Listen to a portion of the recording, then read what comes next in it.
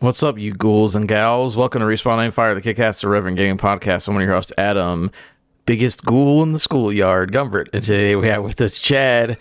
He put on power armor, Michael Ennis. Oh, I'm a gal. Because you're the ghoul and I'm the gal. This is me, my normal voice that you'll hear on the rest of the podcast, so you can easily identify me. And we also have Alex. He's a super mutant, Cozina. This is a question more for Chad than it is for you, Adam. Who the hell is Joe? Who is Chad Joe? takes a big sip. Who is Joe? That's what I'm asking did you. it write Joe instead of Joel on the goddamn? Yes, Fuck, you did.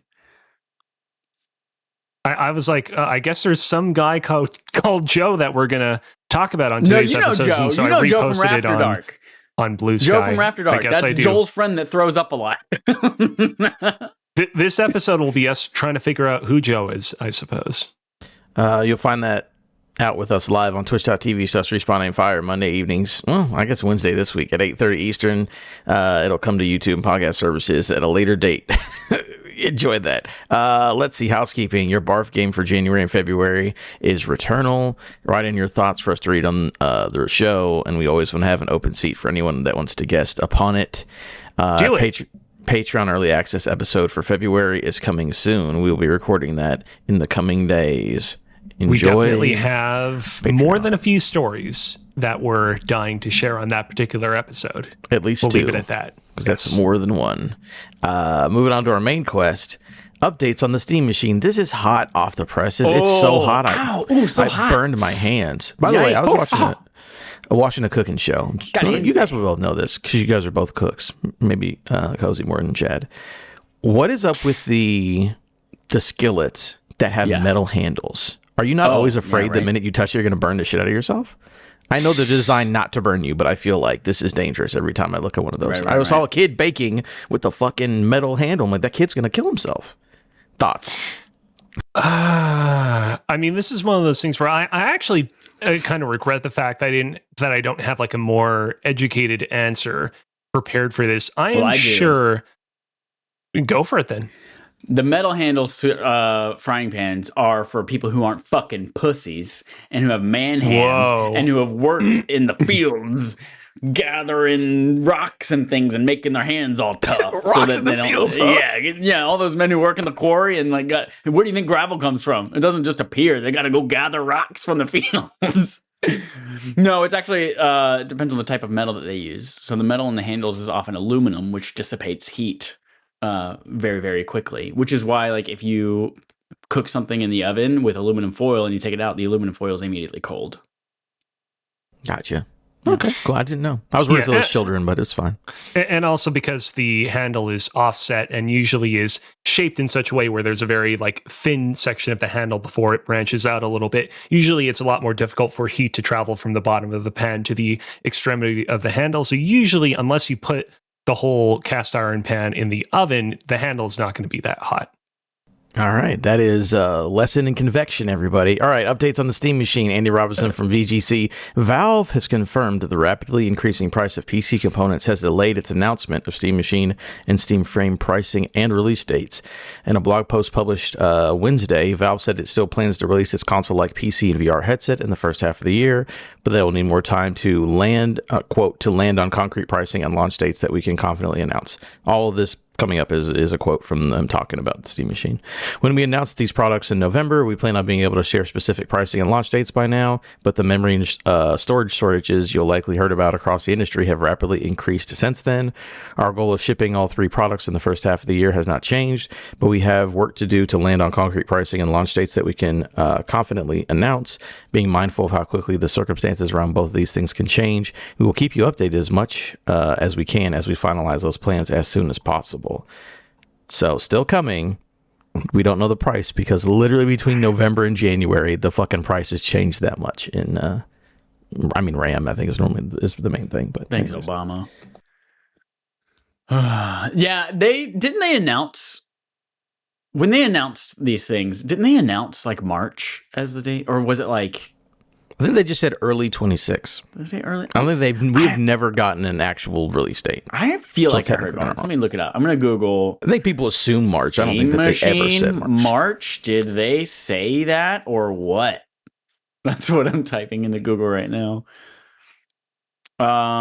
Based on recent reports, no, I don't want recent reports from today. I want old information. Yeah, you're not going to find it on Google. Oh, they said Q1 2026. Yeah. No, wait. Q1? No, Google AI Overview is saying that's speculate. I'm going to find a real life source.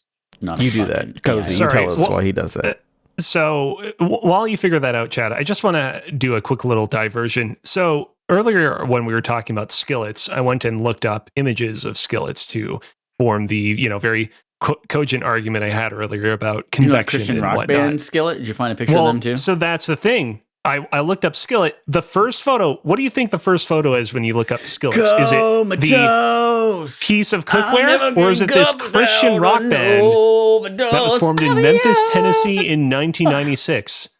If Based you can on believe your it. algorithm, it's going to be the rock band. Based on my algorithm, it would be the cooking materials. But here's the thing. I have no interest in anything like skillet in the bedroom. The Christian rock slapping band. Your ass.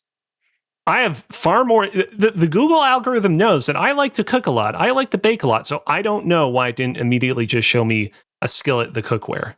Anyways, I'm pretty frustrated by that. Okay, Chad, have you figured out the Steam machine? Steam hardware family officially expands in early 2026. Okay, early, yeah. So still early. But yeah, those prices, God, who knows what? Probably. I mean, it's going to be what do you call those? An enthusiast machine, either way it goes. So which I don't think was their intent for it, but that's what it's going to be. Yeah, that's rough. I also think this leads into, this is not in this story, but I mean, until things change, like I also don't think that, PS6 and the next Xbox and then a Switch upgrade or any of that stuff, I think they're going to push that shit as far back as they possibly can. Just give me a Switch upgrade with OLED. I don't care. You can make it last generation, but just give me the Switch 2 hardware with last generation chips in it and an OLED screen, and I'm okay. I'll play it exactly the same amount. How does 2029 sound to you for that one, Chad? You know what I'm saying? It's going to be. I didn't copy, but there were also reports of Nintendo being like, "We're not changing prices now, but we're keeping a close eye on these memory prices." It's like, oh boy. Yeah. Yeah, tough times all around. Nintendo, I mean, in a lot of ways, though, Nintendo kind of got in at just the perfect time. Like, they kind of got in as late as you possibly could be before things start to get real pricey in the hardware space. Yeah, and then also we look at, we talked about a couple weeks ago, like Meta being like, all right, we're not doing VR anymore. And again, the Steam Frame is more of a, not necessarily just a VR device, but when Valve announced it was much more exciting, and now it's like, oh, everything's expensive and VR is completely dead. So I think Steam Frame is actually leaning more into VR than even Meta is. Like, Meta's still using the Quest 3 as a mixed reality device that you can still view things augmented in your real world and view portals coming out of your walls in your real house. Whereas Steam is like, we're including a black and white pass-through mode just so you don't die. Everything else, though, about this is just virtual.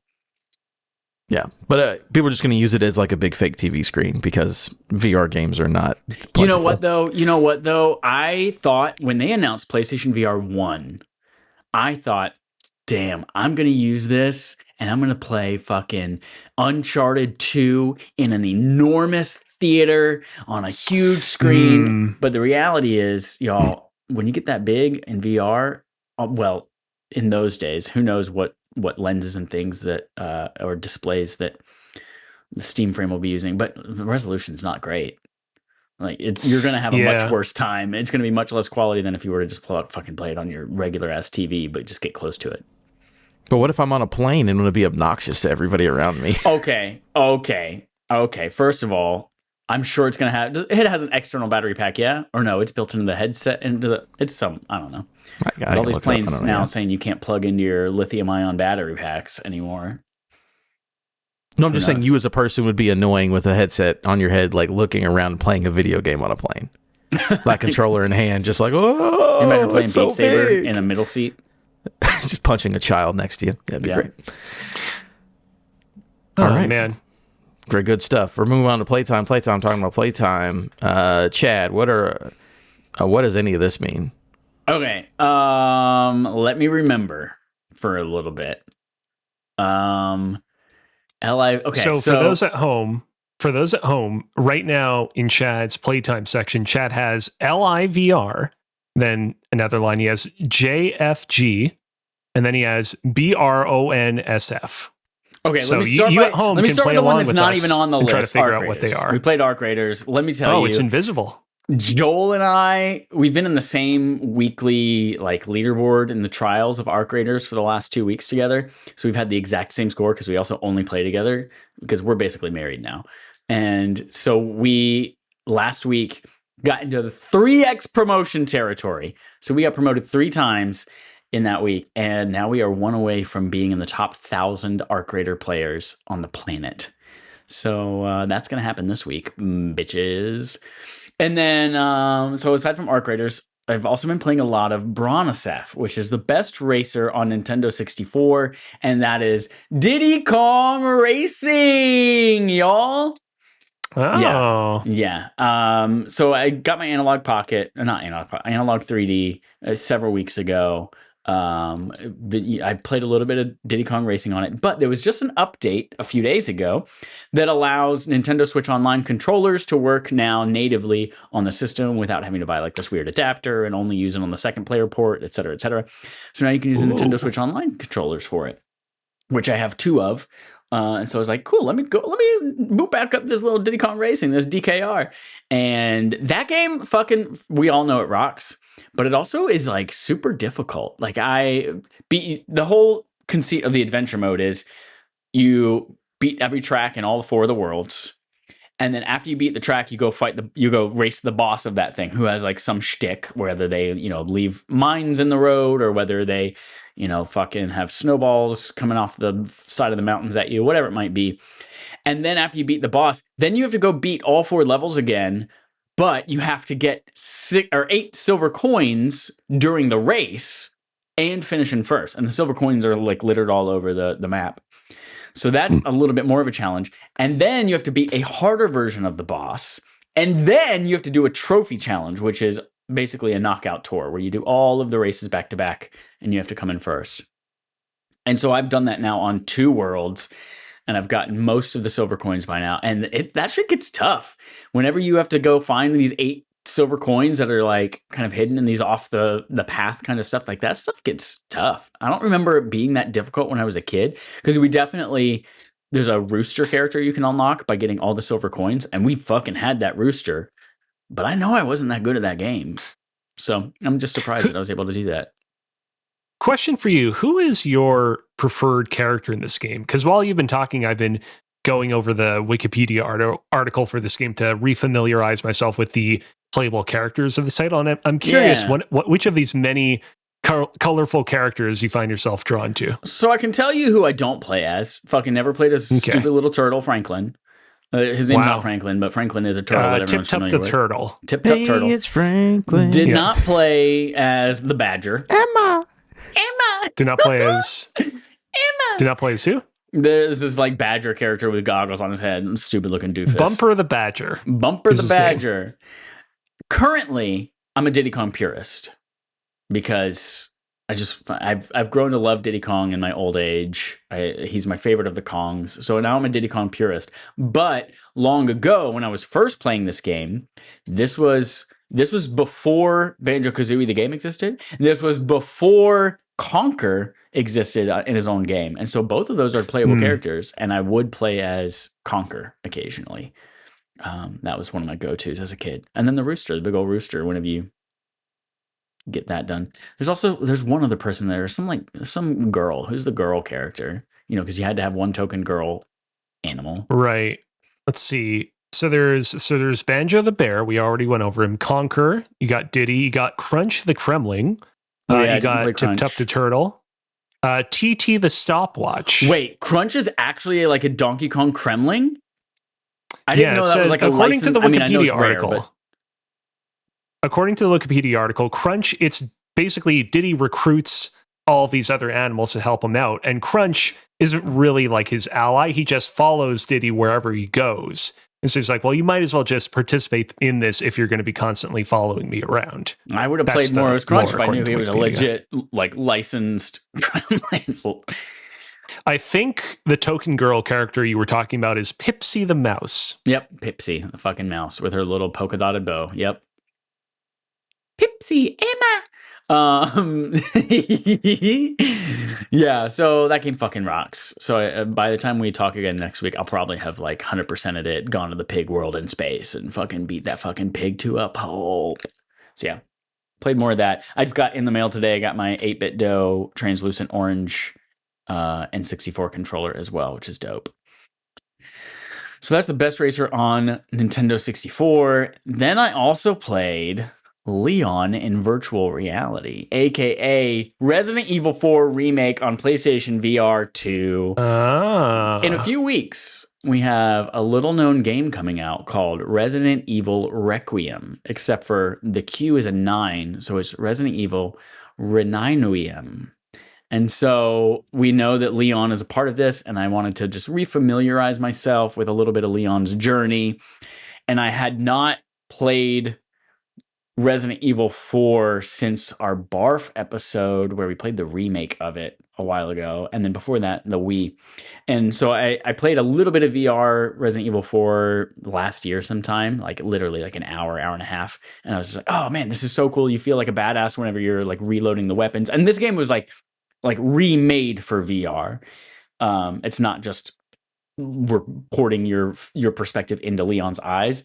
All of the guns and things like that, you have to like manually reload in different ways for each gun, which is like both thrilling and terrifying and takes a little bit of skill. They've added this like shooting gallery that I am now a freaking master at, and I have an S rank in all 3 shooting gallery things. But I just felt like I wanted to shit my pants a little bit and be a little scared and just like remember my boy Leon. And I'm in I just got to the castle, which I think is the beginning of chapter 7, which is about halfway through the game. And this game in VR is just great. There's a little bit of a hack, a little bit of a cheese almost, the knife. So as Leon, you have a knife, which you, in the traditional game, I actually don't know how this works in the remake because I've only played in VR for the remake. I don't know if they changed this behavior for the actual like 2D version of the game in the remake, but you can't move and knife at the same time in the original games or in the remastered versions. And I remember this specifically because when I played on the Nintendo Wii, and you play with a Wii and nunchuck, or the Wiimote and the nunchuck, anytime something would happen and we'd get freaked out, we would flinch and my arm would you flinch, you fling the nunchuck or the Wiimote. And then Leon sits there and just like swipes his knife. And you're like, no, you should be running right now. But he had to stay still to swipe his knife. And I would get frustrated and I would die. Playing in VR, however, your knife is like you grab it off your chest and you're holding it with your, the VR2 has the trigger, not the trigger button, but like a button to make you hold on to things. And so you're holding onto the knife and you can just run around with your left thumbstick and just stab, like everybody with a fucking Capri Sun straw. Just stab. Or you pull the trigger, which flips it around to like holding it Michael Myers style and stab. And so what's really cool is that you can actually swing your knife as like a parry for anyone who's trying to throw an axe or trying to hit you with an axe or a knife or a shovel or something like that. And that opens them up to be meleeed or stab some more. And so I was playing the section of the game. If you haven't played, actually, have either of you played Resident Evil 4 before? I know Adam is scared. I have not. I did for the first time end of last year. Because it was the first episode of Tier List. Oh, that's right, the Tier List, yeah. I'll just say real quick, I've played a lot of different video game series. The Resident Evil series is like one of my true blind spots where like I don't even think that I've like played any of the games at like a demo kiosk or like briefly at like a friend's house. I don't think I've ever touched a game in the series, and it's not there's no real good excuse that I have. I'm kind of ambivalent about horror games, but I also respect a quality experience. At some point in the future, I'll probably give the series a shot, but never played them. Gotcha. Well, there's a level in it at the end of chapter 5, I believe, where you're defending a house.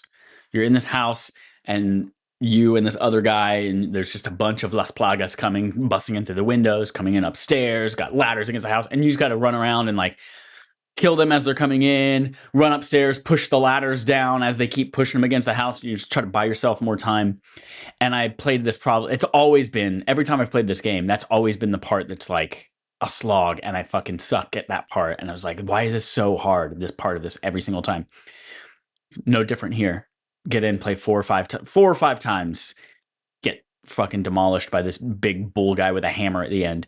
But then I was like, you know what? I'm going to stop running out of ammo. I'm going to stop wasting my ammo, because ammo is a little bit of a scarce resource in Resident Evil 4. Not so much like most other Resident Evil games, but in this one it's a little bit scarce. So you have a good trick where, all right, you shoot the person in the knee twice, they go down on their knees, and then that opens them up to a melee. And you do that to conserve ammo. And I said, I'm not going to do that anymore.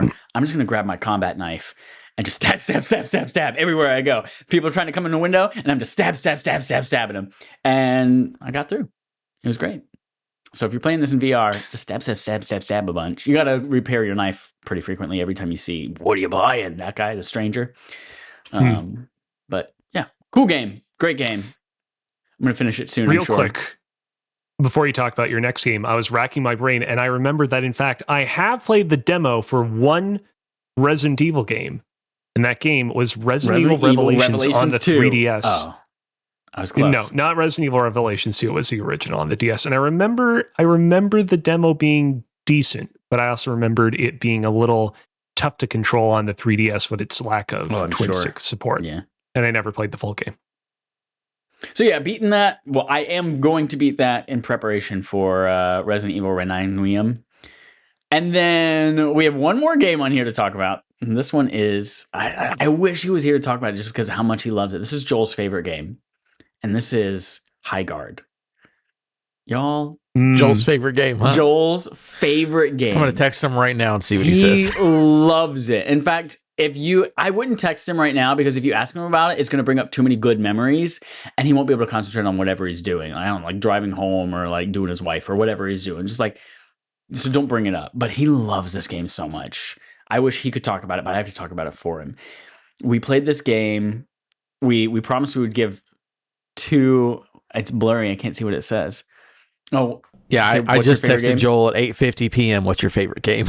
Yeah. So don't try to influence him, Chad. Leave it alone. We played Highguard. He probably won't remember that it's Highguard just because he had such a good time that he has amnesia now because of it. So, we promised Dallas we would play it, and I said I'll give it 2 good rounds. First of all, going into it, if you don't know what this game is, it's a free to play online 3v3. Although now they've permanently added a 5v5 mode to it.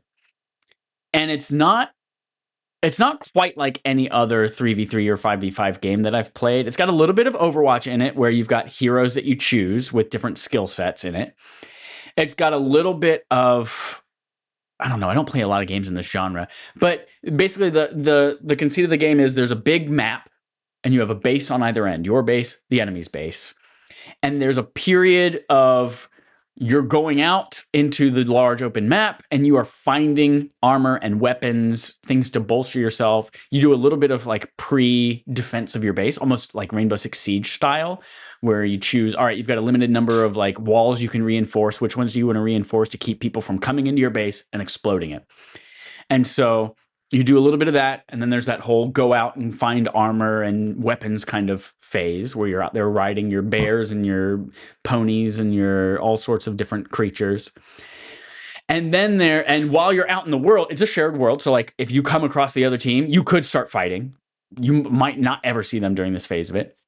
But then at some point after a few minutes, this sword, this gate splitter, I can't remember what they call it. This sword will appear, and it will give you a 1-minute countdown. It's like, this is where it's going to appear. So then everyone kind of converges on that point. Gate crasher? Yeah, that sounds right.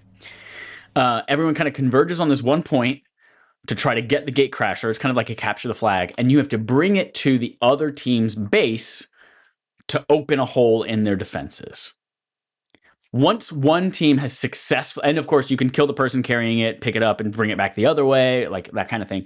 Once someone has successfully opened a hole in the other person's base, then the game mode switches to, all right, now it is a base defense thing. One team is attacking, the other team is defending, and you have to keep them from detonating one of 2 mines that are in your base.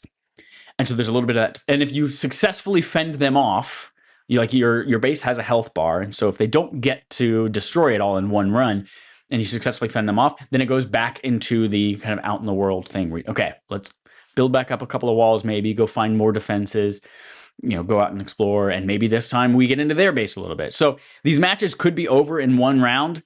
And for our second round, I think it went 3, maybe 4, or we started a 4th round because it was just a back and forth. So this game is unique. It doesn't quite play like anything I've ever played. To be honest, I could see myself like having a good time with this in an alternate universe where I had more time and Arc Raiders didn't exist. I could see myself one day probably getting into this for a couple of weeks, maybe. But Joel had such a good time with it that he never wants to play it again because he doesn't want to like spoil the memory of how good that was. We lost the very first game by like immediate, like it was just miserable. Joel's in the chat now. Hey Joel, what's up? We're just talking about your favorite game. So we lost the first game. It was miserable. But the second game, we were kind of holding our own. It felt like we were getting obliterated because you just spawn and these people would just like you'd shotgun to the face and they didn't seem to flinch, but then they would shoot you with like a freaking, they just like, ah, and they'd just breathe at you and then you're dead for some reason. Look at that. Joel saying how much he loves it already in the chat. But we went back and forth and fought them off, and we actually won the second one after like 3 full rounds, and then we got the sword to their thing and plunged it right into their frickin' base and won. We got a bunch of trophies, had some cool times. Joel, I don't know if Joel ever actually used, just like when he played Expedition 33 and never used Pictos ever. I think he played through this whole thing and never probably used his character's actual abilities or skills or anything like that. He was so in love with the mechanics of the game that he didn't need to use any extra abilities. He's like, I'm just going to raw dog it. Exactly. But yeah, we had a great time. And in fact, it was Joel who basically won the second round for us because he was fending off these people from the mine in our base the whole second round as Dallas and I were like dead basically. But to be honest, yeah, it was a pretty fun time. I won't go back to it because Joel hates it. And as I mentioned earlier, we have to play Arc Raiders at the same time, so we have the same score, and we're basically married now. So I won't go back to it because Joel's not going back to it. That's the one thing I wanted to ask you. That's the one thing I wanted to ask because I have this thing downloaded to my ye old Steam machine, not the literal Steam machine that we were talking about earlier, as in Steam, the client software on my PC. Right. I plan on playing it this weekend with a group of friends that want to check it out as well. You say that you're not going to go back to it because Joel's not going to go back to it. I know this game is getting kind of a mixed reception right now. There's a lot of talk about how the studio, is going to listen to feedback and try to improve and make a better product as time goes on, if circumstances permit them to do so. Is there anything that will pull you back to this game aside from Joel suddenly being like, yo, I'm going to totally play this game again? No. I mean, I've got Leon in VR to play. I've got more Diddy Kong Racing to beat. I got to play Returnal this month. We got Leon in 2D coming out at the end of the month for Reninium. I've just got so much to play. And Arc Raiders, of course, all the time. If they put the characters from Arc Raider, the characters from Diddy Kong Racing, and Leon in this game, they made all of them new playable character classes. Would you play it then? Let me tell you, those are all not the reasons why I play any of those games. The characters are the least remarkable things about all of those franchises. So, no, that would not do it for me. But yeah, we had a pretty good time. I think Dallas honestly did play some more because I think I saw on my like splash screen when I booted up my PS5, it was like Dallas earned a gold trophy in Highguard. And I was like, I don't think we did anything that would have earned a gold trophy. So he's definitely played some more. Joel, the whole second game, he kept saying, I just want this to end, which would have been very easy to do if he just would have let them kill him all the time. But he just kept going. He just kept being a fucking, Rambo. Was he too good? He was too good. Yeah. So yeah, had a great time. I had a great time listening to Joel have the best time. That was it. That's it? Cozy. Well. It's finally time to talk about me. I got to be honest, I don't have a whole lot of crazy new stuff to talk about this week, even though I have been gone for a couple of weeks now. I will say real quick, I meant to talk about this sooner, but then we got sidetracked a little bit.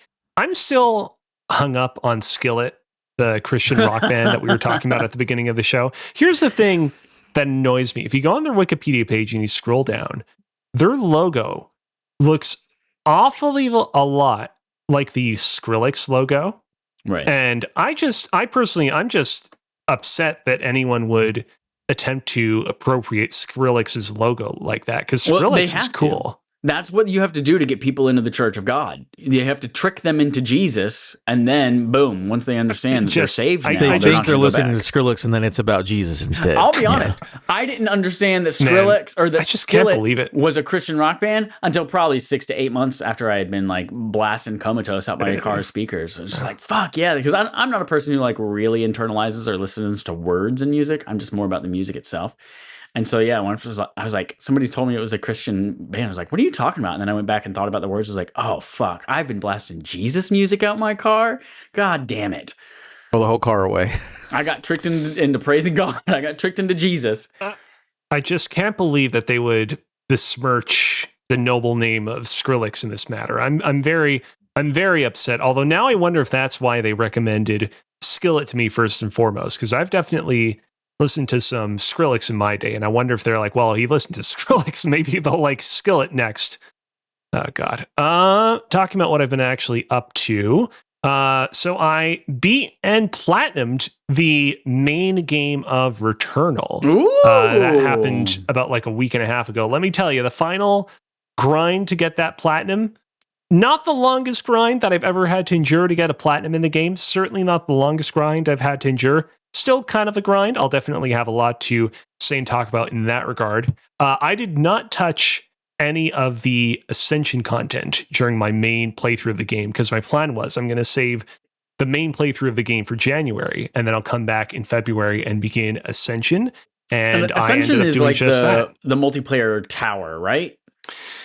You can play multiplayer throughout the entirety of the game, both in the main areas and outside of that. Yes. That's dope. Cool. Okay. Anyways, so borrowed the game from the library, as we all know. Returned the game to the library because I could have renewed it if I wanted to. Renew, Returnal, lots of rewards today. But I was going on a long weekend, and so I figured I'll just rent it again on like a later date. Did my long ski trip weekend. Maybe I'll talk about it on the upcoming Rafter Dark. Came back home, re-rented the game from the library, and I actually just started up the Ascension content last night. So I'm very, very early in that so far.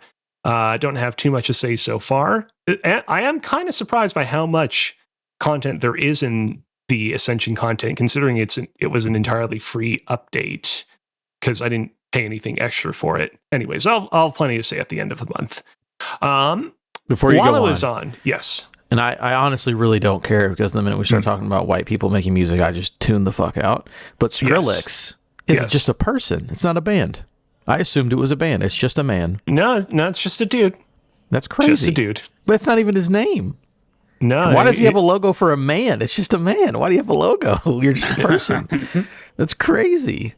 No, just a dude called Sony John Moore. I actually don't know if it's Sony or whatever. It should be Sonny. Sonny. Yeah. Sonny.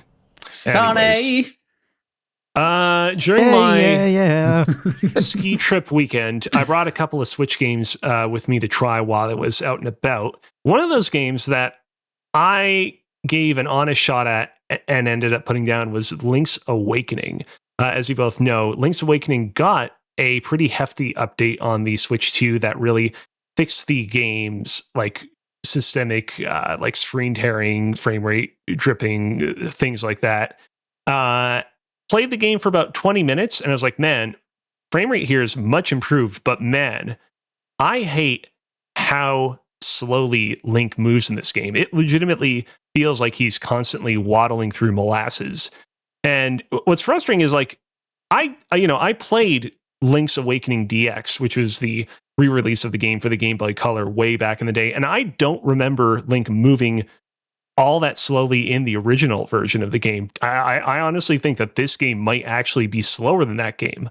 My theory is, I bet you that they slowed him down in this version of the game, in the Switch version of the game, because they knew when it released back in 2019 that it was running really poorly. And so they were probably like, well, we got to rein in how fast players can move from one end of the screen to the other so that we don't cause further issues as a result of players forcing the game to load in more and more things and dipping the frame rate more and more.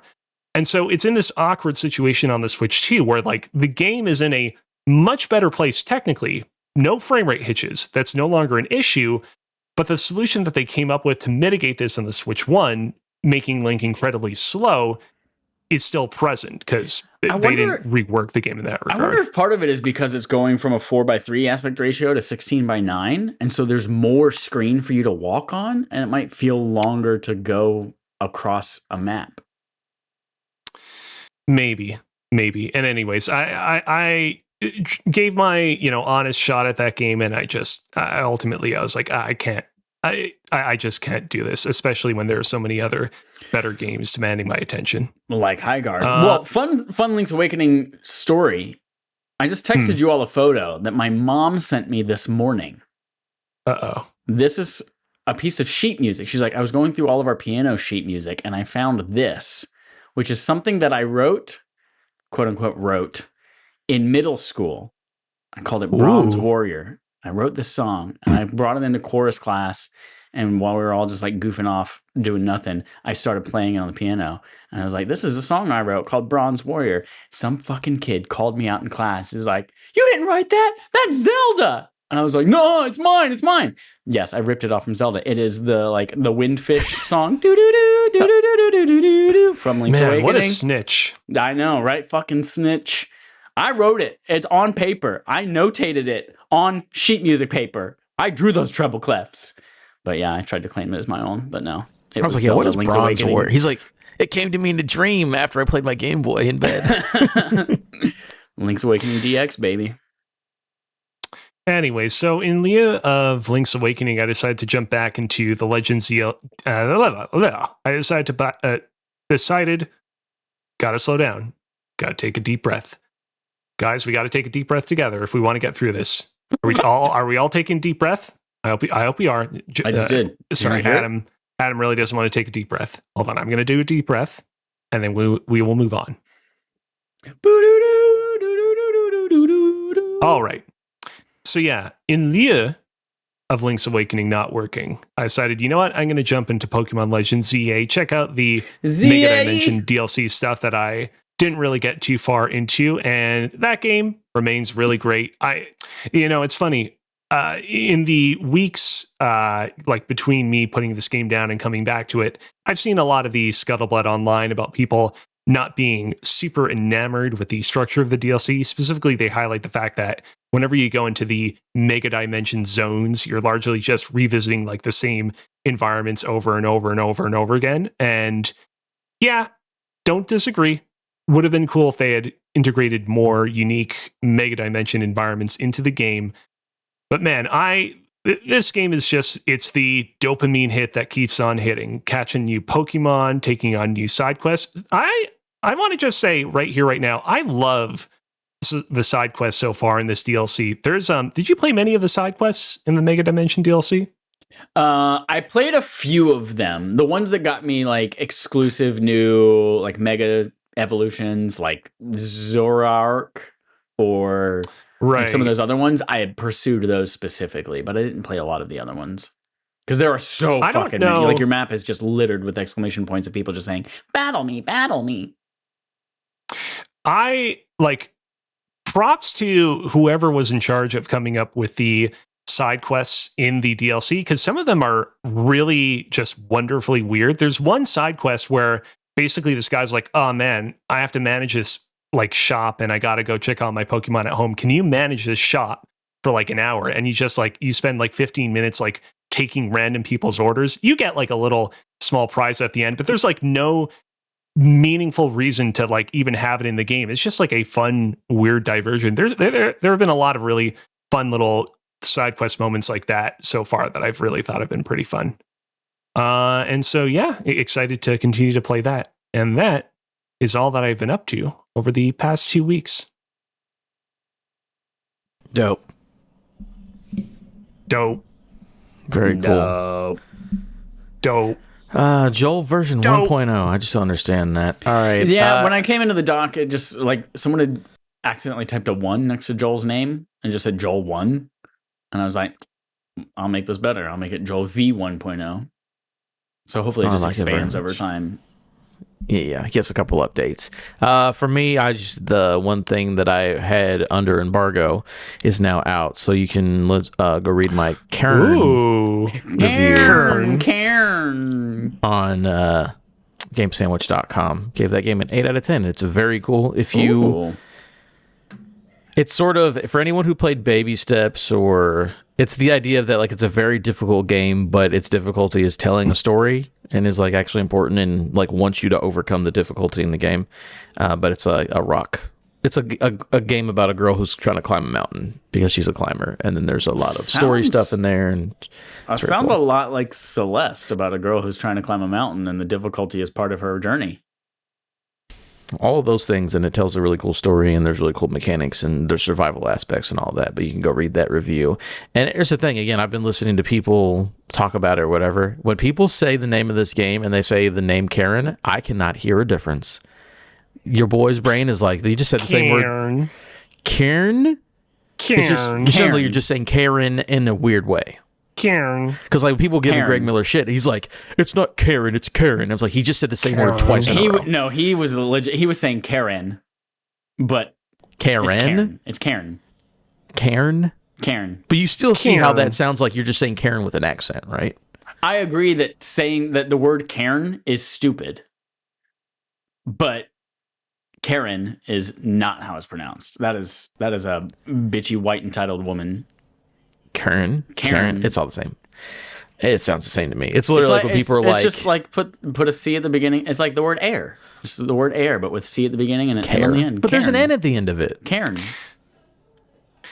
It's all stupid. By the way, you know what they got to do? You know what they got to do? They got to invent a new Pokemon that's like a rock type Jack Russell Terrier and call it Karen. And have it like just run around in the anime. You know how Pokemon say their own names. Just have it be like Karen. Sounds like Pokemon said it for sure. But very cool. So I have this is a production meeting in the middle of the episode. There is Cozy has the Game On Game Show, correct? Correct. That is correct. All right, and we're at about 40-something minutes. Do we want to do my segment and then Cozy's thing? You think we'll be good? You need me to fill that little time in there? I mean, just asking Chad, I guess. I enjoy a good segment from Adam. Okay, we'll do that. Yeah. Segment from Adam this week segment from Adam. There's a segment Adam made it. It's Bronze Warrior. I hope you don't mind if I do composition by me. Original Chad Michaelis. I hope you don't mind if I do 2 diversions about Skillet in the middle of this segment, because I may do so. Do them now. Get them out of the way. No, I don't have anything. I'm fine. Okay, so before I tell you what this thing is and what we're doing, Cozy, I need you to pick a whole integer between 1 and 4. 3. Chad, same thing for you.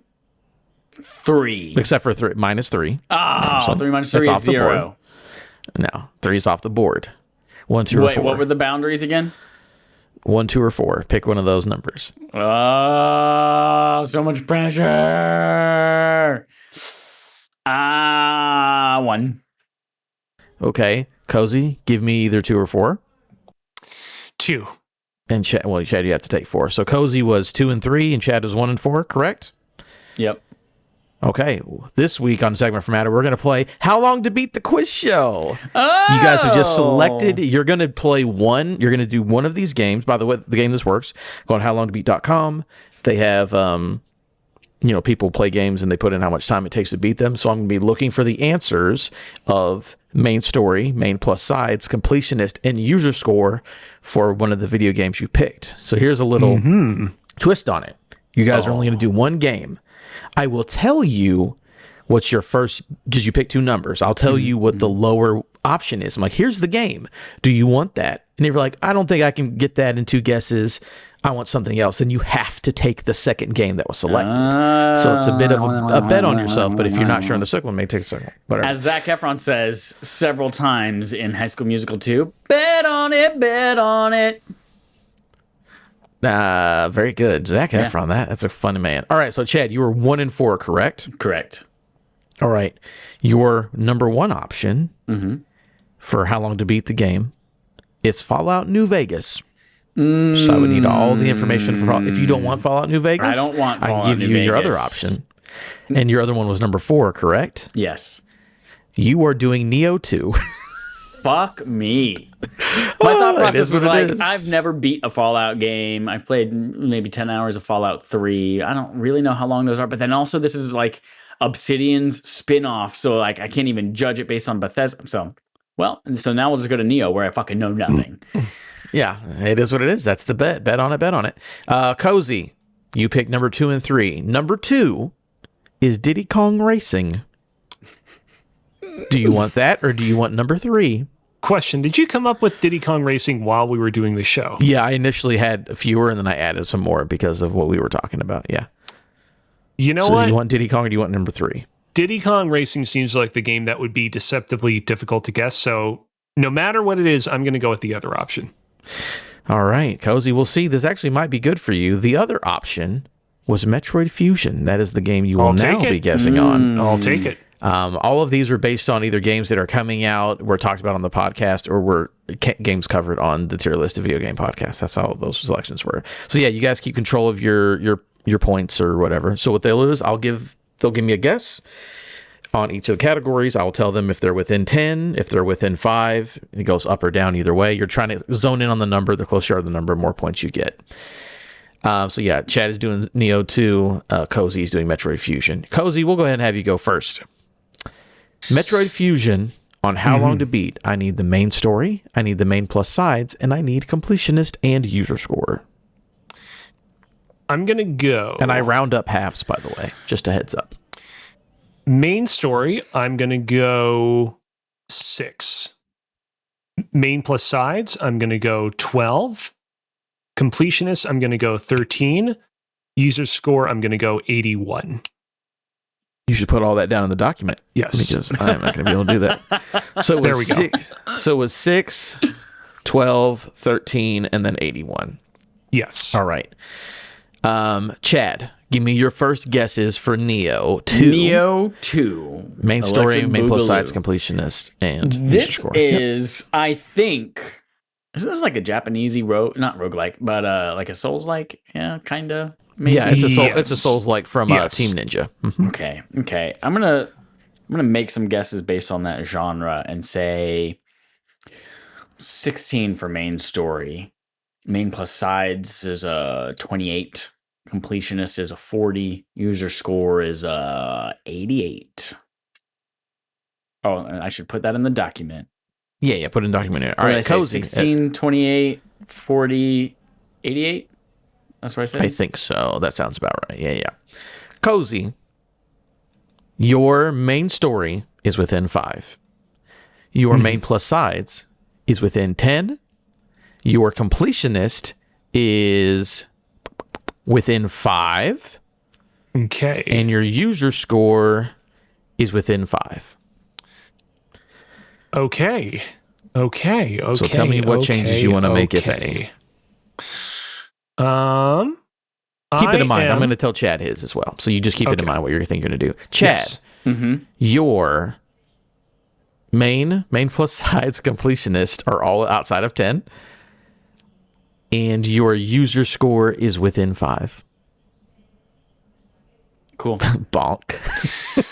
All right, Kelsey, what changes are you going to make, if any? I am going to change my main plus sides from 12 to 8. That is the only change I'm going to make. All right, go ahead and put that down on your sheet. Chad, what are you doing here? You got a lot of room for movement. And again, this was completely random. You got to pick the numbers. So sorry that Cozy got a Metroid game and you got Neo 2. It is what it is. All right, we're going with 33 main, 51 main and sides, 70 completionist, and 86 user score.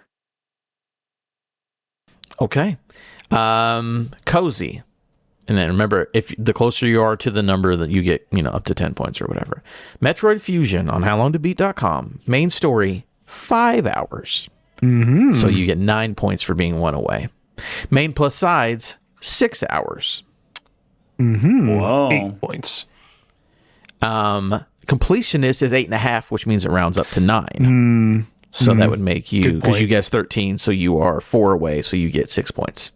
And user score on Metroid Fusion is an 82. God, there we go. Damn it. Cozy, at the end of that is very good scores. 32. 32 points out of a possible 40. Chad, get your calculator out because we're gonna have to. Okay. It's gonna be a close game. I'm feeling it. Whoa. Neo 2, main story, 45 hours. Okay. You leaving you still outside of 10. Main plus sides, 73 hours. Close. Yeah, pretty good. You're getting racking up points. And completionist is 105 hours. Okay. User score is an 83. Give yourself 5 points for being 5 away on that. No, I was. what I is said your- 86 for that one, so I got 7 points. No, yeah, my bad. Yeah, 7. Yeah, you're right. Okay, hold on. Let me add all that up. So Cozy had 32 out of 40, and you had I have 7. 7 out of 0 plus 0 plus 0 plus 7 is 7. So, again, very tough one. Here's what I will do. I'm going to do something fun for you. Just Cozy, you win. None of this matters. It doesn't. I just want to see for fun. Just because Chad kind of got screwed over by a thing that he had no idea. Cozy's he could like, possibly let me do. get one of my favorite games that I'm sure I've played 45 times. It wasn't and I'm random. like, let me get this nothing game. Chad, let's make another little section underneath this. Technically, you got 7, but we'll see what we can do here. I want to do How Long to Beat, the quiz show, for Diddy Kong Racing. Oh, You brought it up. Okay. I think it might be a little bit easier thing for you to get. I just want to see how you can do. Again, Cozy, you win. It's fine. I just want to see how good Chad can do here. Chad, same thing. Main plus size, completionist, and user score for Diddy Kong Racing. All right, I'm going to say we're going to go 8, 10, 11, 89. All right. You guessed main is 8 hours. You are within 5. Main plus sides, you are within 5. Completionist, you are within 10. And user score, you are within 10. Let's see if you can are get we this. looking at are we looking at the Nintendo the DS version or the N64 version? This is specifically the N64 version. Okay. All right. We're gonna go 13. We're gonna go. You said it was 5, 5, 10, 10? Yeah, 5, 5, 10, 10. Mhm. Okay. We're gonna go 15. We're gonna go 19 and 81. 13, 15, 19, 81. Damn, Chad, sometimes you just don't have a good day. God damn it. And what I mean by that is if you had gotten Diddy Kong Racing instead, I think you would have won. So, main story for Diddy Kong Racing is 12 hours. You are 1 away. That would have gotten you 9 points. Ooh. Main plus sides is exactly 15 hours. You got Wow. 10 points for Yeah. right on the money for that one. Completionist is 20 hours. You got 9 points for being 1 away. And user score is an 80. That would have been another 9 points because you would be 1 away. Yeah. It was Wow. 37. We would've Almost a tied. perfect game. Right, yeah, almost a perfect game. Would have been wait. amazing, but Wait, no, we wouldn't have tied. What'd you get, Cozy? 30. I got 32. Gotcha. he had 32 and you would have had 37. But in Yeah. reality, you had 7 points because you chose Neo 2 instead of taking something else. So congratulations, Cozy. Congratulations, Chad, on nailing that, useless, pointless version of the game. Yep. But I do appreciate your knowledge of Diddy Kong Racing. You are a Diddy freak, is what I've always heard. That's what they my call segment. me. I love going to those freakers. What do they call them? What did Diddy call them? Freak offs. Freak offs. I'm a Diddy freak. All right, Cozy. Alrighty. Well, with that out of the way, let's move on to tonight's Game show. Game We're Show. playing a game show on a game show. Game. It is a new installment of Console Honor Roll. Now, fun fact, this particular Console Honor Roll is for the Game Boy Advance. And ever since I started doing... last episode, it could be the Game Boy Advance. We have no idea. Who knows? Possibly. You never know. Now, here's the thing. Ever since I started doing Console Honor Roll, I've been going through the video game consoles in order of release. However, 2 weeks ago, we had Jordan Schuster on the podcast, and I was like, oh, I'll do a Console Honor Roll because he's on. He'll enjoy it. And after reviewing the Game Boy Advance list, I was like, you know what? I think it would be better if I did this one with Adam and Chad. And so I actually did things a little bit out of order. Technically, the GameCube released after the Game Boy Advance, but I wanted to make sure that we could do this particular episode with the two of you. The Game Boy Advance first released on March 21st, 2001 in Japan, and on June 11th, 2001 in North America. I feel like I have talked quite a bit about the Game Boy Advance on this podcast. It is probably my single favorite video game console of all time. There are still days every now and then where I'll pop in and play some old game that I have that I love on this just fun little platform. Chad, obviously you've talked a lot about a lot of the Game Boy Advance games that you've played and you've owned in the past. Did you, like growing up back in the day, did you have the Game Boy Advance SP with a nice clamshell design, or did you have the original, like, purpley Game Boy? I did not. I had the pink translucent Game Boy Advance at first. Oh. Because that's all that Media Play had in stock at the time. So my parents got me that one, and then they said as soon as a different one comes in stock, I can give the pink one to my sister, and I'll get whatever. So then I had a glacier white one. But no, I never ended up getting any of the future, like this SP or the SP with the better lighting or any of that stuff. Adam, what about you? I did not have an Advance for a long time. I had a normal Game Boy, and then I got a color, and then Advance came out, and I don't know, I just skipped it for some reason, but I did eventually get an SP a little bit later and went back and played some stuff. But the actual Game Boy Advance, I've played it, but it was not a thing that I owned for a couple of years until after it was already done and over with.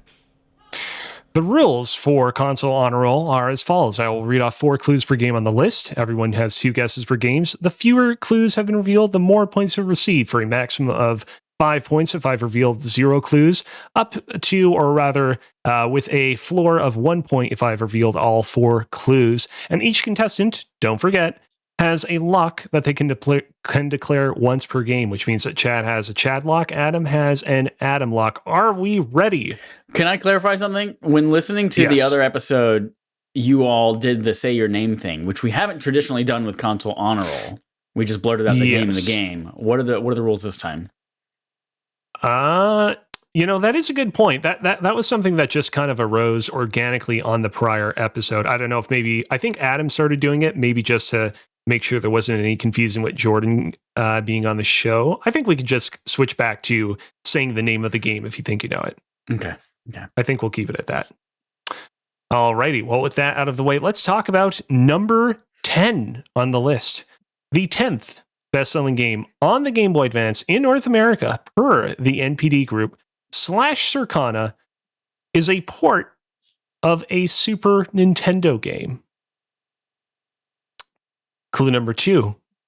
This port included a new multiplayer mode that could support up to 4 players. Super Mario Advance. It is not Super Mario Advance. Clue number 3. It's a first-party Nintendo game that's played from a top-down perspective. And clue number 4. Super the Bomberman. GBA version. It is not Super Bomberman, unfortunately. Clue Bomberman number 4. Advance. It is not Bomberman Advance. But It's a Nintendo game, baby. Is Bomberman not Clue number Nintendo? 4. I don't know. The GBA version of this game made it so that the protagonist now yells whenever they swing their sword. Yeah, I just can't. I don't know the name of it. I know I feel like it's one of the multiplayer Legend of Zelda games. But here's the thing, though. Don't forget that it is also a port of a Super Nintendo game. It's got new multiplayer stuff, but it is a port of a game from the past. Yeah. So you don't necessarily need to remember the more obscure part of its name. Okay. That's the new content. I didn't realize we were giving out fifth clues here.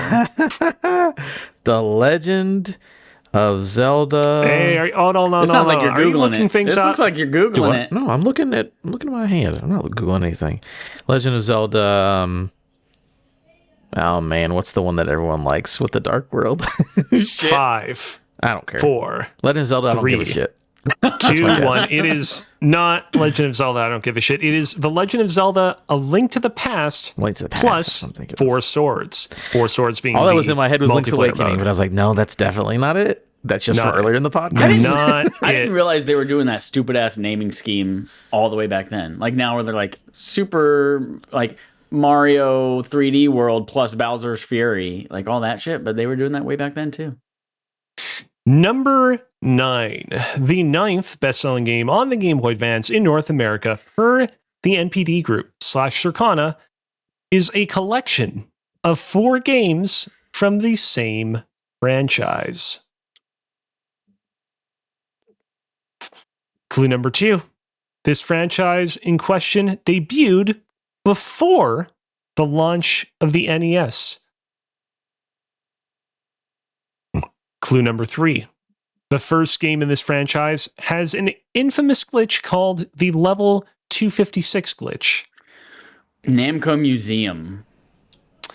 It is not Namco Museum. Pac-Man Collection. It is Pac-Man Collection. That is the correct answer. I know the name of it. I was just guessing. Like, it's a Pac-Man Collection. How many points was that? 2 points for Adam. Okay, you got it in there already. All right. Yeah. Cool.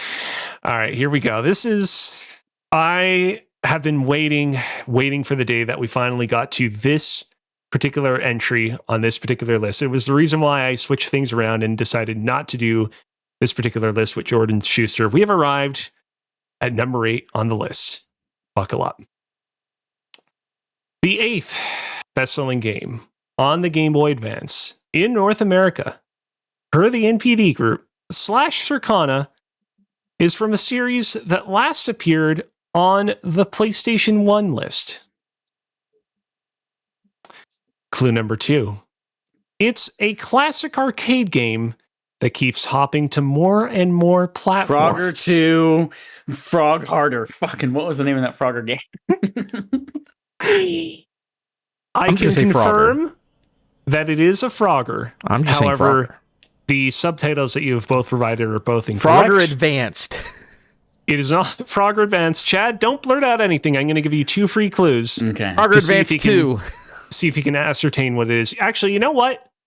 Everyone clear comms. Everyone clear comms. From this point on, I'm not going to count any guesses that have been made. I'm going to give you both 2 guesses, but please listen to my remaining clues and see if you can figure it out. Clue number 3. The first part of its name is the name of its protagonist. We know who that is. Followed by a synonym for journeys or quests. Frogger Adventure? Adventures? Unfortunately, I will not count that as incorrect, or I will not count that as correct because I have one final 4th clue. The second part of its name, there's more to its name, is a type of temple where a certain amphibian might be worshipped. Don't think too hard about this one. What? Let me reread the clues once might more. Be worshipped? This game is from a series that last appeared on the PlayStation 1 list. It's a classic arcade game that keeps hopping to more and more platforms. The first part of its name is the name of its protagonist, followed by a synonym for journeys or quests. The second part of its name is a type of temple where a certain amphibian might be worshipped. Don't think too hard about this one. Adam, you still have 1 guess. Chad, you have 2 guesses. Frogger Adventure Scientology. Unfortunately, it is not Frogger Adventure Scientology. We're almost there. Chad, do you think you can figure it out? Frogger Adventure. Get right with Christ. It is not Get Right with Christ. Frogger Adventure. Don't think too hard about this one. Don't think too hard. Frogger Adventure. Frog Temple. Man, you know what, Chad? I'm going to give you 0.5 for that one. The full title is Frogger's Adventures, Temple of the Frog. Temple of the Frog. I was gonna be like something church or something stupid as fuck. I mean, it's still stupid. What was the other stupid fucking Frogger game name? It was Frogger 2 something. Frogger, he's back or some bullshit? Yeah, it was Frogger, he's back. Okay. Let's move on to number 7. The 7th best-selling game on the Game Boy Advance. Best-selling game, a Frogger game. Jesus Christ. I don't know, man. It was probably just a bunch of discount bins. Everyone was getting it. The 7th best-selling game on the Game Boy Advance in North America, per the NPD Group, /Circana, is a game with an insanely long official name. And so I will take either half if you can correctly guess one or the other. Clue number 2. This game is the 3rd game in its franchise, but the second half of its name Super has Mario a number. Advance 3. Super Mario Bros. 2. You've got the right naming scheme, but the numbers and names are a little out of focus. So I'm unfortunately not going to accept that. That is incorrect. I was going to say that it is the 3rd game in its franchise, but the second half of its name contains a number that is not the number 3. Clue number 3. It was originally released on the Nintendo Entertainment System. And clue number 4, it was previously remade for an All-Star Collection on the Super Nintendo. Did we lose Adam? I think we might have. Whenever someone drops from the call, I'm never like, oh, is someone gone? Yeah. I mean, he's gone from OBS too. Oh, no. Oh, no. Yeah. Which gives me all the time in the world to think. All the time. Can you figure it out? Super Mario Advance 4, Super Mario Bros. 3. Fuck, no, you said the 3 was not the second one. God damn it. I'm gonna, you know what? I'm gonna put a pin in that guess. And I want Adam to rejoin the call and see what he has to say. If he's a little bit closer, I'll give it to him. If he's the problem is that he might be listening in on this, and so he might already have a bit of a leg up on what the actual answer might be, but maybe not. What's funny is right now I'm checking the stream on Twitch, and his last post on Twitch was T-Pain's lawyers are calling. Yep. I'm like, uh-oh. T-Pain's trying to get him out of this. That was way back when I was doing the Pokemon ZA. Oh, ZA. Where is Adam? Boy, it just keeps disappearing on us. Oh, man. This is like the worst time. Like, we have nothing we can do. Adam, what's up? We could just keep going, and I can just get lots of free points. Maybe he left on purpose. We totally could. Maybe he's like, I don't could this game anymore, and I want to give all of the opportunity to Chad. Because as a white male in America, he hasn't had a lot of opportunity, so he wants to make sure that I get more opportunity. He was so upset that you got the 0.5 point for Frogger's Adventures Temple of the Frog. I just can't believe that they kept going with that stupid frog. For so long. Just won't die. After. Yeah. I just can't believe it. Can I Google screenshots of that Frogger game? Do I have permission to Google it? Okay. Yeah. You can go for it. We're not gonna the list doesn't contain like, oh, it's Frogger's Adventures Temple of the Frog 2 or EX or any other game in that godforsaken franchise. This was like legit. This was like a Zelda-like. Yeah, it's maybe not quite as much. Kind of. Also, here's what annoys me. If you go online and look at the cartridge for this game, because of course this is for the Game Boy Advance, it came on a little cartridge. The cartridge features an image of a snake. Yeah, right. It's not a frog. It's not a toad. It's a snake for whatever reason. It's not even an amphibian. It can't survive in water. Snake. Good for them for trying to reinvent this series. I'm going to read the back of the box here. Frogger's swampy homeland is dying, and it's up to Frogger to save the day. With oh, hold on. Adam's calling. Adam's calling. Adam, you're on speakerphone, and you're on the Respawn Aim Fire podcast. How are you? Yeah, I assume some more. Hey, what's going on? So my recording is fine. Funny thing, the fuse box for just my living room blew, so my router completely fried. Oh no! Oh no! So win the game without me, I suppose. I got to work on this, but my recording's fine. But just the fuse box only in the living room went out. So fun for me. All right. Well, we do have one last question for you. Do you have any guesses about that one particular Mario game? Or sorry, that one particular, we don't know if it's a Mario game or not. Super Mario Advanced, Super Mario World 3. Cozy. Super Mario Advance, Super Mario World is unfortunately incorrect. Good try, though. Incorrect. Good try, though. That's fine. I know I'm going to give up. You win, Chad. Congratulations. All right. We'll go through with just me and Cozy for the rest of it because I'm just like curious about the trivia of it all, and then we'll wrap up. Thanks, Adam. Have fun with your living room. Bye. That Frogger game was a death wish. We got through it and it was like, all right, the sacrifice has been made. Now we have to kill Adam's. Oh, wait. Adam? Wait a minute. Did the fuse box blow his hair off? Did you not have hair at the beginning of this? The curse is lifted. Hey, what's going on, everyone? Hey. Oh, I guess it's working again. Never mind, I'm here. So here's the thing, Adam. You still have one more guess for the entry number 7 on this list. So I'll read for Super Mario Advanced 2, Super Mario World 3. I'm afraid that is also incorrect. Chad, earlier when Adam was out of the call, you said Super Mario Advance 4, Super Mario Bros. 3. The actual answer is Super Mario Bros. 3, Super Mario Advance 4. Got the correct name. So it's the right you got titles, but they're flipped. Gotcha. Inverted. So I will give you another 0.5 to bring up your total score to 1. Okay. I have another just thing that we all should know. Yes. Continuing reading on the back of the box of Frogger Adventure Temple of the Frog. Yeah.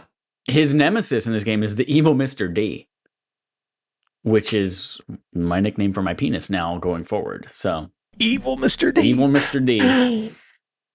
Man, I should probably check this game out. I'm curious whether it's any good. It got a 73 on Metacritic, so not complete dog shit. All right, let's move on to number 6. The 6th best-selling game on the Game Boy Advance in North America, per the NPD Group, /Circana, is another re-release of a game that originally launched on the NES. Clue number 2, its name is similar to the last entry on this list, but only by half, and it contains no numbers. Super Mario Advanced, Super Mario World. Super Mario World, Chad, Super Mario Bros. Super Mario Advance. I don't care. I was so pissed at this fucking list.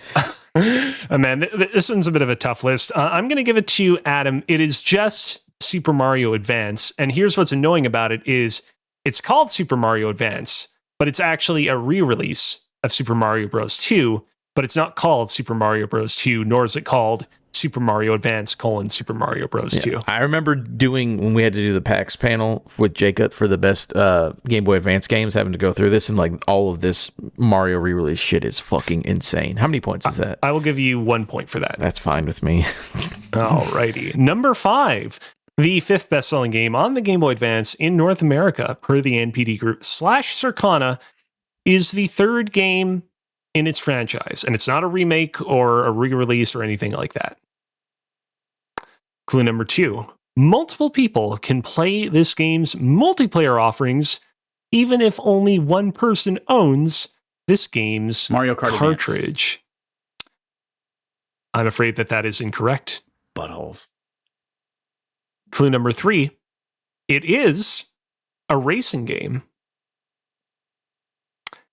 And clue number 4, its super comes after the subtitle. Mario Kart Advance Super? Ooh, also incorrect. You both got one guess left.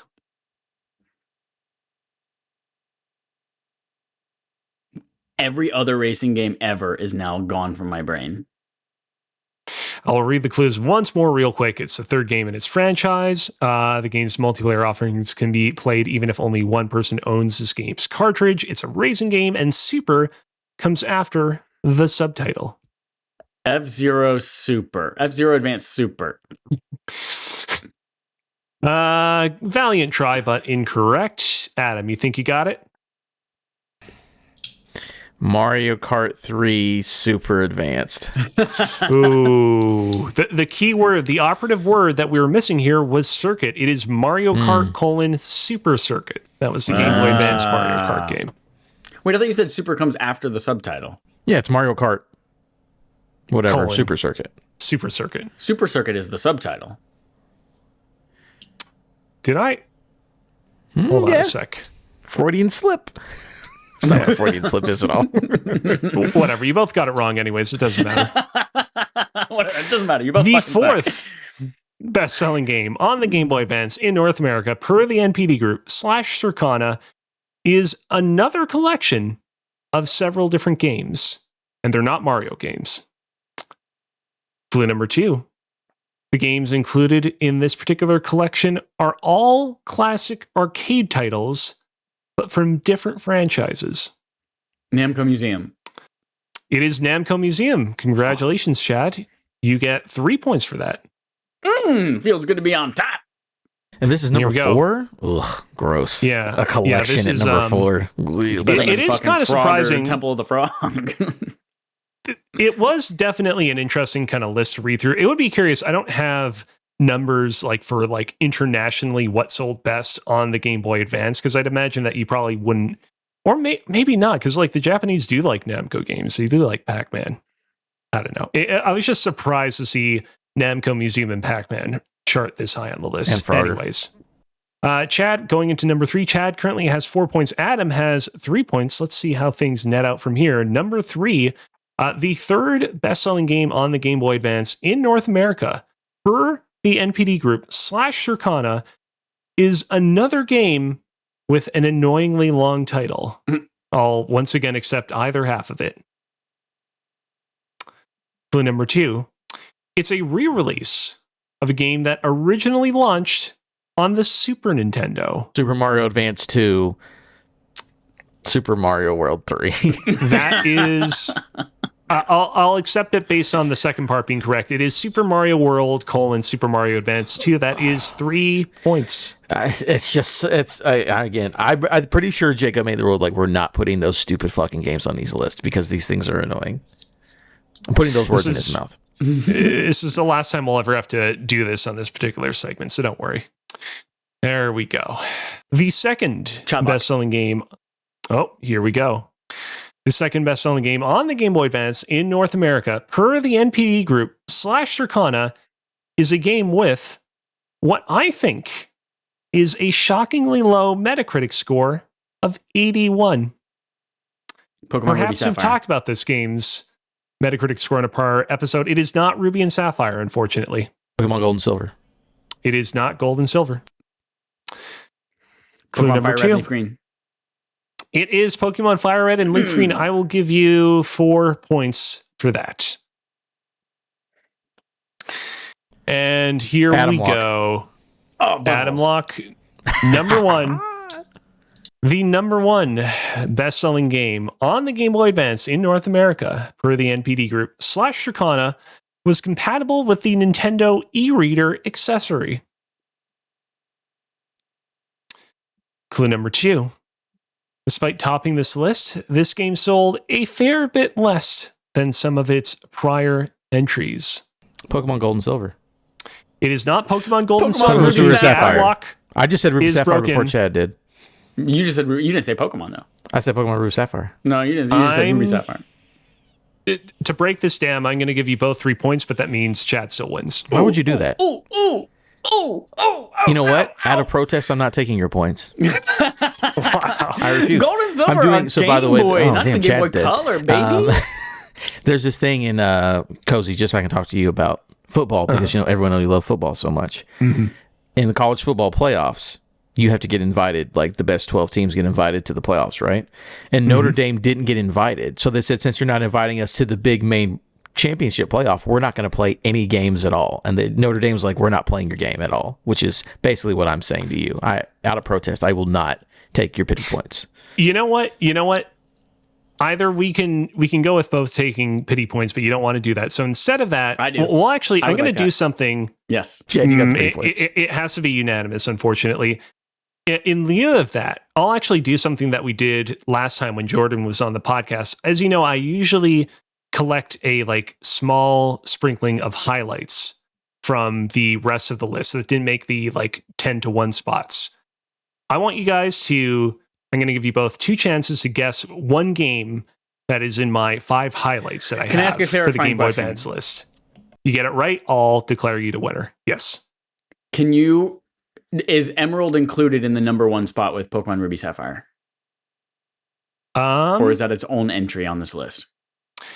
So that is a very good technical question. So originally, the way that this list was laid out is all of the Pokemon games were actually at separate spots. And just for the sake of making this a more clean and less repetitive list, I actually grouped a bunch of the Pokemon games together to basically kind of crunch the numbers a little bit. Originally, on the original iteration of this list, Super Mario World: Super Mario Advance 2 was actually the single number 1 best-selling game. Ruby was in second place, Sapphire was in third place. I crunched Ruby and Sapphire together and made that the new number 1.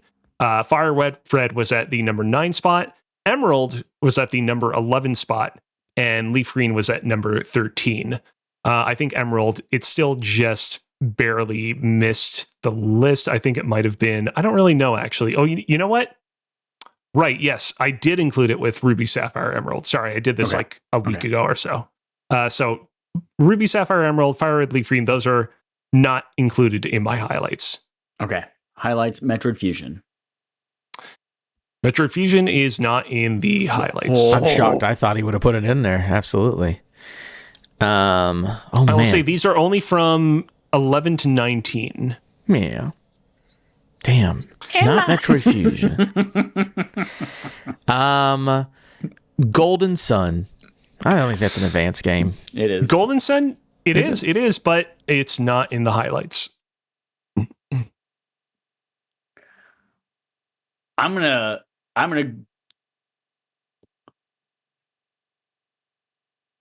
Tony Hawk Pro Skater 2. Tony Hawk's Pro Skater 2 is not in the highlights. Oh God. By the way, highest reviewed game for that platform is Tony Hawk Pro Skater 2 for the Game Boy Advance. Is the highest rated Game Boy Advance game on Metacritic. I'm not going to give you a subtitle. I don't think it's on the list anyways. But Yu-Gi-Oh! Adam, Mm-hmm. Would you believe me if I told you that at the number 11 spot is Yu-Gi-Oh! The Eternal Duelist Soul, which means that by a hair, you just managed to win this. Whoa. I think this is the second console honor roll and that got all Adam those has done Super this, by Mario the way. Advance Bros. Well, like I couldn't just said Mario and gotten that. He has to specify the Yu-Gi-Oh game. I can't just say Pokemon for the first game. Since I'm a real good competitor, I'll give myself one less point. We're tied. How do you like that? Well, now we need a tiebreaker. We've already done it. I'm going to 10. Some of the other highlights include at number 14, Finding Nemo from THQ. When you go to retro game shops and you shop around, you see a lot of Finding Nemos, and you see a lot of Sweet Life with Zack and Cody's, and you see a lot of Lizzie McGuire's. At number 16, Spyro, Season of Ice. Spyro, of course, owned by Activision at this point, and so they were happy to put it on the Game Boy I Advance. wonder what that game's like. I wonder if it's any good. I don't know. I don't have it on me right now, but my silver Don't Game keep Boy that thing Advance on you? SP, it has, what is it? There's like one of those like little like Ludon covers on like the front of the Game Boy Advance SP, like where the buttons are, that shows like a illustration from Spyro. I think it's called like Rise of the Rhinox. It's like some game where Spyro is fighting these anthropomorphic rhinoceros people for whatever reason. Number 17, Mario and Luigi Superstar Saga. Oh, yeah. Favorite game of mine. And number 19, another Pixar. You know what? This will be the true tiebreaker. WALL-E. It's another licensed Pixar game. It's not WALL-E. That's your guess, Chad. You lose. Adam, Wait, can you guess what it is? Usually we get two guesses in these things. I never said that for this one. Game Boy Advance. I know that there was a Toy Story game on GB Color. I'm going to just say Incredibles, even though it's probably Toy Story 2.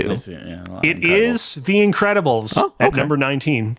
So that makes Adam the definitive winner of this one, actually. Sorry, Chad. No, because if you remember, about 10 minutes ago, Adam said he's not playing anymore. So all this is and that is the end of tonight's installment of Console Honor Roll. That's the end of Game on Game Show. That is the end of episode 421. We're so baked from last time because 420 was last time. Thank you all for listening and watching. You have homework. Your homework is go play Returnal. That's our barf game. Backlog accomplishment with Respawn and Friend. I think there was a Wii Spawn in there.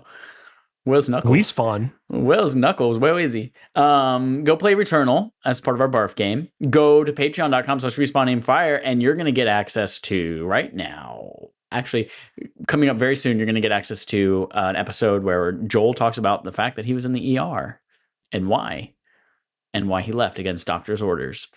You'll get that in the next weekish. And then also, what else is there? Oh, if you're not a patron, you should now have access to sexy Hogwarts and celebrity stories of celebrities that we've. I was going to say That's slept correct. with, but it was just seen. Our wildest celebrity encounters is what I called it. Yes, wildest celebrity encounters. So go check that out now on everywhere. And that's it, everybody. Thank you so much for listening, for watching, for consuming. Until next time, here's our usual sign off. Get that clip off that beard. Oh, I forgot I'm the one Don't that has to listen take to us Skillet. out. They're not good. Don't listen to Skillet. Jesus is a trick.